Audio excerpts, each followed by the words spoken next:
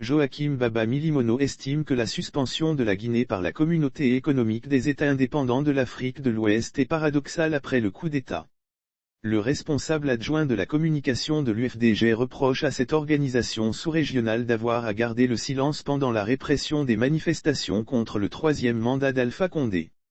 Après le putsch militaire contre le pouvoir d'Alpha Condé, la Commission économique des États de l'Afrique de l'Ouest, Communauté économique des États indépendants de l'Afrique de l'Ouest, a décidé de suspendre la Guinée de ses instances de décision. Une sanction qui dérange le coordinateur adjoint de l'Union des forces démocratiques de Guinée, UFDG.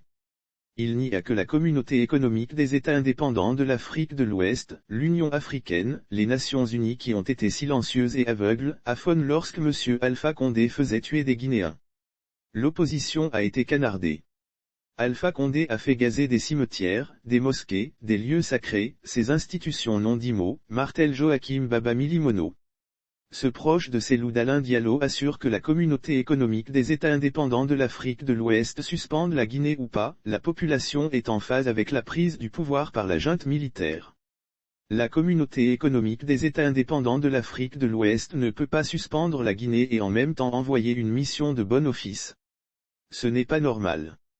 Je trouve que la Communauté économique des États indépendants de l'Afrique de l'Ouest fait bien d'envoyer une mission afin de s'enquérir des réalités, échanger avec la junte pour comprendre ses motivations, estime M. Milimono.